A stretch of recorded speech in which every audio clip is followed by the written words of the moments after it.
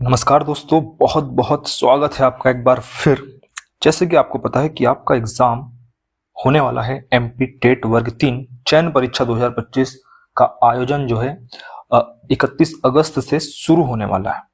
और ऐसे में आपकी तैयारी बहुत जबरदस्त तरीके से चल रही होगी, परंतु ये ध्यान रखिए कि एग्जाम की तैयारी ऐसा रैंडमली पढ़ने से नहीं होती है, उसकी एक स्ट्रेटेजी रखती है। अगर एक सही स्ट्रेटजी बना के हम पढ़े तो उस एग्जाम को क्वालिफाई करने की संभावना काफी हद तक के बढ़ जाती है। और ऐसे में ही हम कुछ चीजें डिस्कस करने वाले हैं कि ऐसा क्या किया जाए जिससे कि आपके सिलेक्शन की संभावनाएं बहुत अधिक बढ़ जाए। और अगर आप ऐसा करते हैं, इसको लागू करते हैं अपनी तैयारी में, तो मैं उम्मीद करूंगा, मुझे उम्मीद है कि आपकी जो क्वेश्चन सही करने की जो संभावना है 70 से 80% बढ़ जाएगी। आप लगभग 70 से 80 क्वेश्चन सही करके एग्जाम में आओगे। परंतु उसके पहले सबसे बड़ा सवाल यह है कि क्या एग्जाम को क्वालिफाई किया जा सकता है? क्या अभी वर्तमान में अगर आपने कुछ भी नहीं पढ़ा है तो क्या फिर भी एग्जाम क्वालिफाई किया जा सकता है? तो यस। पर क्या बिना स्ट्रेटेजी के एग्जाम को क्वालिफाई किया जा सकता है? तो मेरा मानना है नो। क्योंकि इन दिनों में आपके पास एक प्रॉपर स्ट्रेटजी, एक प्रॉपर प्लान होना चाहिए कि हमें क्या पढ़ना है, क्या नहीं पढ़ना है, कितना पढ़ना है, कितनी गहराई से पढ़ना है, किसको कितना समय देना है। ये अगर प्लान नहीं रहेगा, आप रैंडमली किताबें उठा के पढ़ने लग गए, वीडियो देखने लग गए, तो ऐसे में आपका सिलेक्शन नहीं होगा। पूरी संभावना है कि आपका सिलेक्शन नहीं होगा।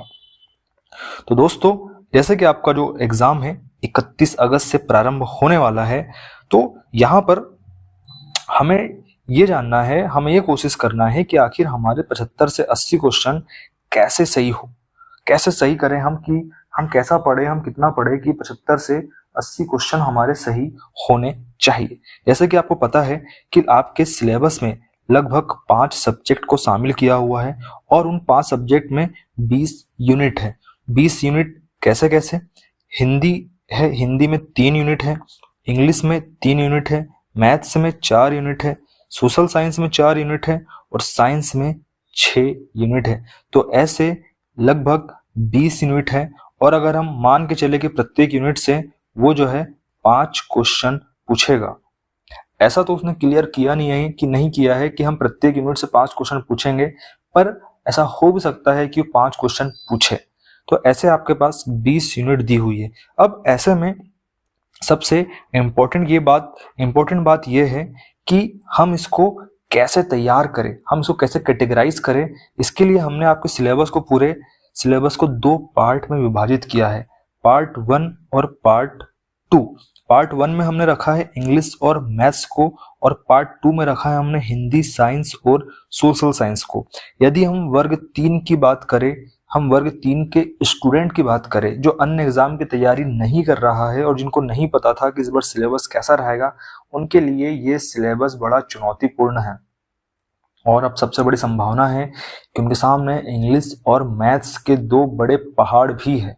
परंतु क्या फिर भी इन पहाड़ से निपटा जा सकता है? क्या फिर भी हम सिलेक्शन ले सकते हैं? इसीलिए आपको बड़ा ध्यान से समझना है कि आपको अपनी तैयारी में कहाँ धार देना है, कहाँ आपको ज्यादा मेहनत करना है, कहाँ सबसे ज्यादा आपके सवाल बनने के सही होने की संभावना है।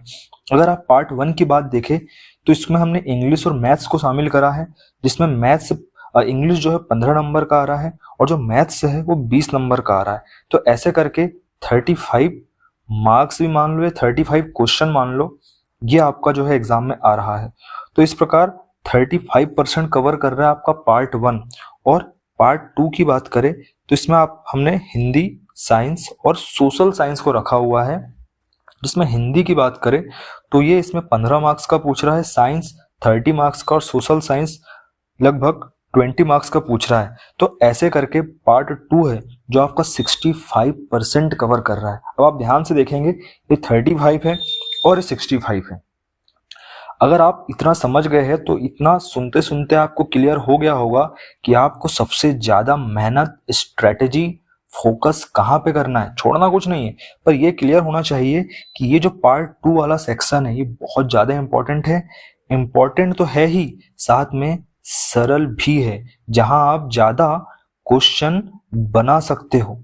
जहाँ ज़्यादा आप सही कर सकते हो। तो पार्ट 2 बहुत ज़्यादा इम्पोर्टेंट है। अगर आप थोड़े भी आपका इंग्लिश मैथ्स अगर कमज़ोर और अंडर कॉन्फिडेंट फील कर रहे हो, तो ये वो सेक्शन है जो आपको सिलेक्शन दिलवाएगा, या आपको कॉम्पीट करने में सहायता करेगा। परंतु ये बात ध्यान रखना है कि आपको छोड़ना कुछ भी नहीं है। अगर आपने कोई भी सब्जेक्ट छोड़ा तो आप एग्जाम के बाहर हो जाओगे, परंतु हमको सही तरीके से पढ़ना है। हम अब थोड़ा पार्ट 2 जो कि 65% की बात हो रही है, 65 नंबर आएंगे, 65 क्वेश्चन आएंगे, इसमें लगभग 13 यूनिट हैं और इसे ही आपको सबसे ज्यादा स्ट्रॉन्ग करना है। अगर आप इसको स्ट्रॉन्ग नहीं करोगे तो बहुत दिक्कत जाएगी। इसको स्ट्रॉन्ग आप कर भी सकते हो, अभी आपके पास बहुत समय है। इसमें हम एक एक सब्जेक्ट की बात करें तो सबसे पहले अगर हम हिंदी की बात करते हैं तो हिंदी इस पूरे एग्जाम का बहुत ज़्यादा इम्पॉर्टेंट, वेरी वेरी IMP आप सब्जेक्ट कह सकते हो। यहाँ आपको 95% एक्यूरेसी रखना है। आप ये ध्यान रखिए, आप ये बोल ही नहीं सकते कि आपका हिंदी कमज़ोर है, आपसे हिंदी नहीं बनती है, मैं हिंदी छोड़ दूंगा, छोड़ दूंगी। अगर आप हिंदी छोड़ रहे हो मतलब आप अपने पैर पर अपने हाथों से कुल्हाड़ी मार रहे हो। तो आपको हिंदी बहुत अच्छे से करना है। थोड़ा भी अच्छे से करोगे तो आपका हिंदी में लगभग 12 से 14 प्रश्न सही होंगे। तो आपको पूरा फोकस करना है कि आपका हिंदी बहुत अच्छा होना चाहिए। जब आपका इंग्लिश और मैथ से खराब है तो ऐसे में अगर आपका हिंदी भी खराब है तो भैया आप एक एग्जाम के लायक व्यक्ति नहीं हो। अगर आप एग्जाम के आपको लायक बनना है कि चलो मैथ्स अच्छे से नहीं बन पाया, आप आर्ट के स्टूडेंट है या नहीं कर पाए मैथ्स को, इंग्लिश अच्छे से नहीं कर पाए, आप हिंदी मीडियम के हैं, जैसे तैसे पढ़ के आ गए, सरकारी स्कूल के से पढ़ के आ गए, पर अब हिंदी भी अगर आपका कमजोर रहे तो फिर तो ये बड़े सोचने विचारने वाली बात रहेगी। तो हिंदी आपको बहुत अच्छे से करना है। 12 से 14 क्वेश्चन आपको सही करना है एनी हाउ। और आपको लगता है अरे बाप रे 15 में से 12 से 14 क्वेश्चन सही हो जाएंगे, तो मेरा ऐसा मानना है कि आप 15 में से बल्कि 15 भी कर लोगे, क्योंकि इतनी सरल हिंदी आ रही है। उसमें पहली यूनिट तो सिर्फ पैराग्राफ की पूछ रहा है, अपठित गद्यांश पूछ रहा है, जिसमें अगर 5 क्वेश्चन आ गए तो पांचों के पांचों आप सही कर लोगे। और बाकी अन्य 2 यूनिट है उस बहुत सिंपल दिया हुआ है, ज्यादा कुछ नहीं है, बहुत सिंपल आपसे हिंदी पूछेगा। इसलिए आप 15 से 15, सवाल ये बनता है कि सबसे पहले आप इसको पढ़ के खत्म कर दीजिए। अगर आपका हिंदी कंप्लीट हो गया तो आपके सर का बोझ खत्म हो जाएगा कि हाँ भैया 15 नंबर का 15 मार्क्स का हिंदी मेरा कंप्लीट हो चुका है। तो आप हिंदी पढ़ के सबसे पहले खत्म कर सकते हो, जो कि बहुत कम दिनों में भी कंप्लीट हो जाएगा। इसकी हम बुक की बात करें तो प्रैक्टिस बहुत ज़्यादा इंपॉर्टेंट है, क्योंकि ये जो हिंदी है इसमें 25% थ्योरी है कि भाई किसको क्या कहते हैं, किस शब्द की परिभाषा क्या है। तो थोड़ी बहुत थ्योरी है, और इसमें थ्योरी में भी आप सिर्फ थोड़ी ग्रामर के स्तर पे आप थोड़ी सी थ्योरी देखोगे, बाकी पूरा का पूरा जो हिंदी है वो MCQ बेस्ड रहेगा। ठीक है, तो आप कौन सी बुक देख सकते हो, यूथ कंपटीशन टाइम्स की जो PYQ की बुक आती है। अदर बहुत सारे जो एग्जाम्स हुए हैं उसमें जो हिंदी के प्रश्न पूछे गए हैं, खासकर सामान्य हिंदी के, एक होता है हिंदी लिटरेचर, साहित्य की नहीं लेना क्योंकि यूथ कंपटीशन की साहित्य की भी आती है, तो आपको सामान्य हिंदी की लेना है PYQ की बुक। तो ये जो बुक है इसमें बहुत अच्छी हिंदी दी हुई है, बहुत सारे प्रैक्टिस क्वेश्चन दिए हुए हैं, तो इसका आपको PYQ लगाना है। तो लगभग मुझे ऐसा लगता है कि 10 क्वेश्चन तो, या लगभग 5 से 7 क्वेश्चन तो लास्ट टाइम जो पूछे गए हैं अदर एग्जाम में वो ही इसमें रिपीट हो जाएंगे। तो उस बुक को आप रट डालो। तो सामान्य हिंदी की PYQ यूथ कंपटीशन की आप लगा सकते हैं। अगर ये नहीं मिल रही तो कोई भी ऐसी बुक खरीद लीजिए जिसमें PYQ टॉपिक वाइज दिए हुए है ना। PYQ अगर टॉपिक वाइज दिए हुए हैं तो आप अदर बुक भी खरीद सकते हैं, परंतु डोंट फॉरगेट दैट 95% आपको एक्यूरेसी लाना है हिंदी में अगर आपको सिलेक्शन लेना है।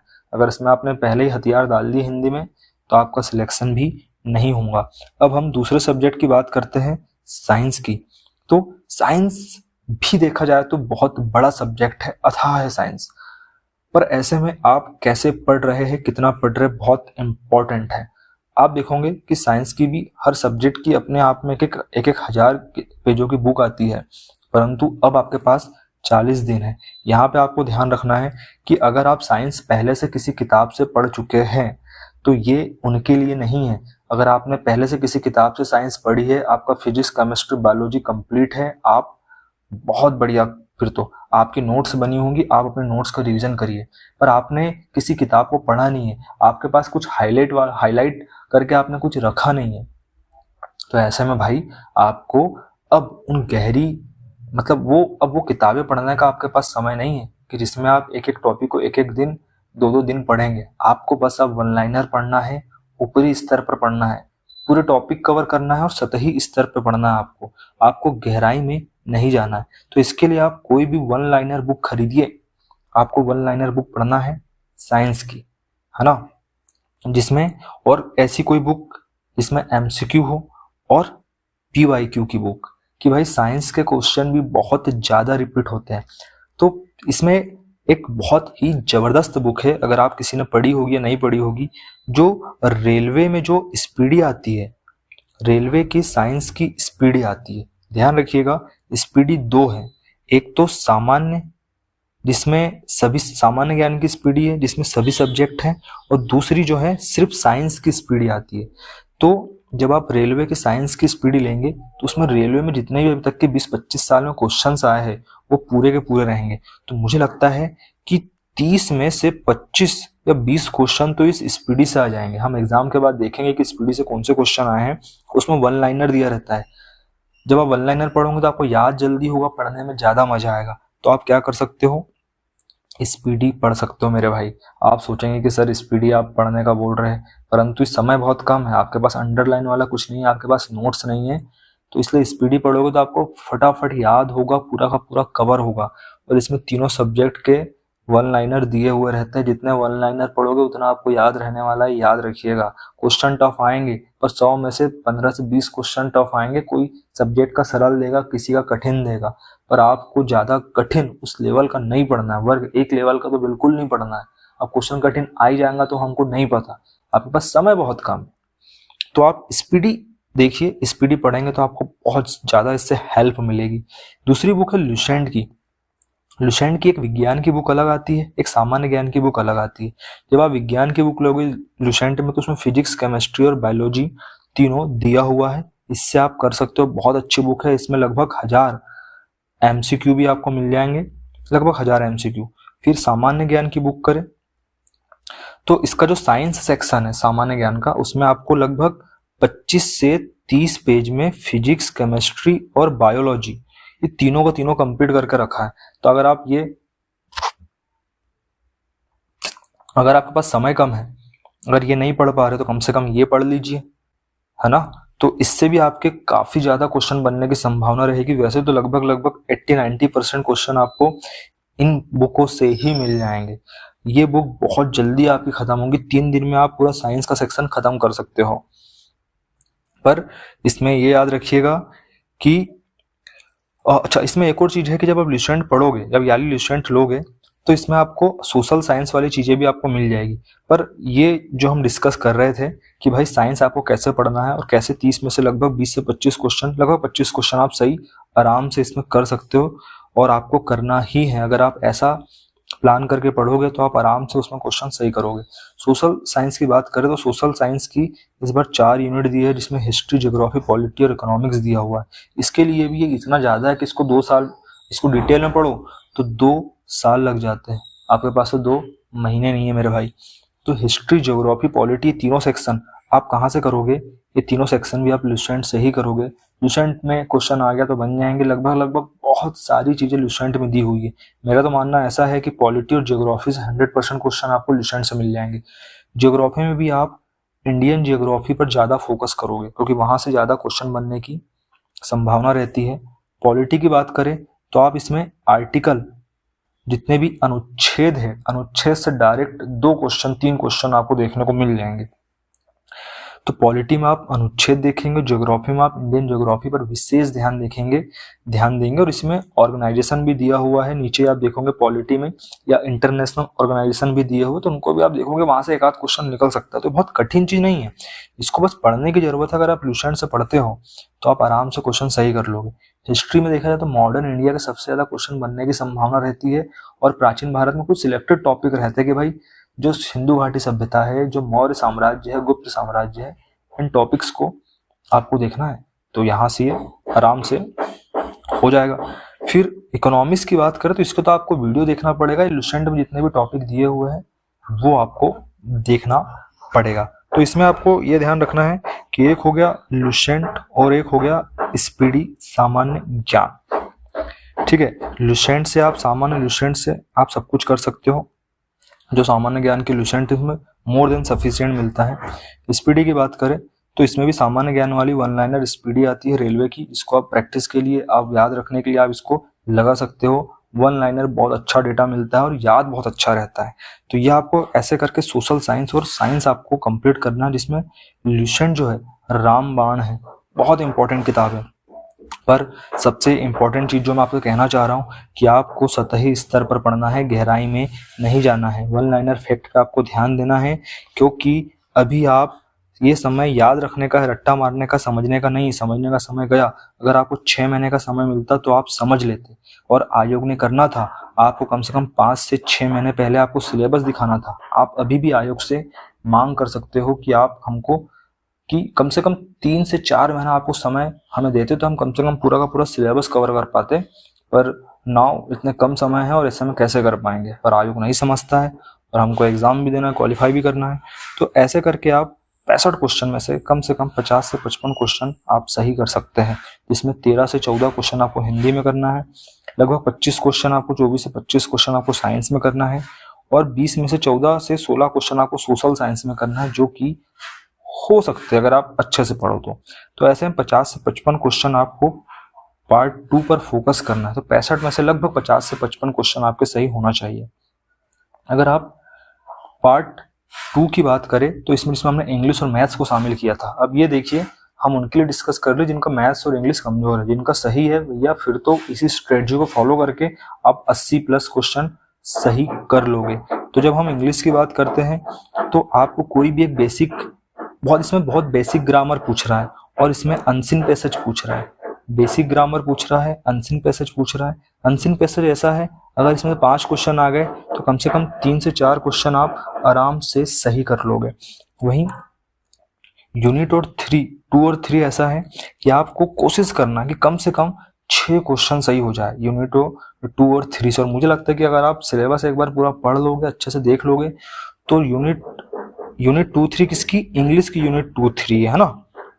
तो जो एक प्रकार से 5th और 6th नंबर की जो यूनिट है, तो इसमें से आपको 6 क्वेश्चन मिनिमम आपको सही करना है। तो ऐसे करके आप 9 क्वेश्चन सही कर लोगे 15 में से। आप अगर 9 भी नहीं कर पाए तो गिरी से गिरी हालत में आपको 15 में से 7 क्वेश्चन सही करना ही है। आप ऐसा बोल दो कि मैं इंग्लिश को छोड़ रहा हूँ, तो भैया वो बहुत गलत हो जाएगा। आप इंग्लिश छोड़ नहीं सकते हैं, तो सब सही करना ही पड़ेगा।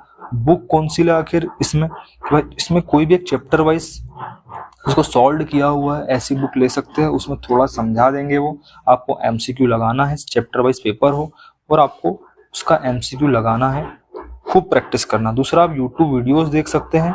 आपको टॉपिक को सर्च करना है तो टॉपिक आपको वो जो टीचर्स है वो एक्सप्लेन भी कर देते हैं और वो एमसीक्यू भी दे देते हैं। तो आप यूट्यूब का भी सहारा लीजिए बहुत अच्छा, और एक किताब का भी सहारा लीजिए। तो ऐसे में आपकी इंग्लिश में आप 7 से 8 क्वेश्चन सही करने की स्थिति में तो आप मेरे हिसाब से पहुंच जाओगे। मैथ्स की बात करें, 20 क्वेश्चन आने वाले हैं, 20 नंबर का मैथ्स है। ये 4 यूनिट उसमें दी हुई है। संख्या पद्धति है, क्षेत्र मिति है, ज्यामिति और निर्देशांक ज्यामिति है, सांख्यिकी और प्रायिकता है। इनका अगर देखा जाए तो बहुत ही बेसिक टाइप के क्वेश्चन आएंगे, बहुत बेसिक सिलेबस है। सिलेबस ज्यादा है परंतु बहुत सतही स्तर का है, बहुत बेसिक सवाल आपको आने वाले हैं यहाँ पे। अगर आप ये एक बार पढ़ लेते तो मुझे लगता है कि आप आराम से इसमें बहुत सारे क्वेश्चन कर पाएंगे।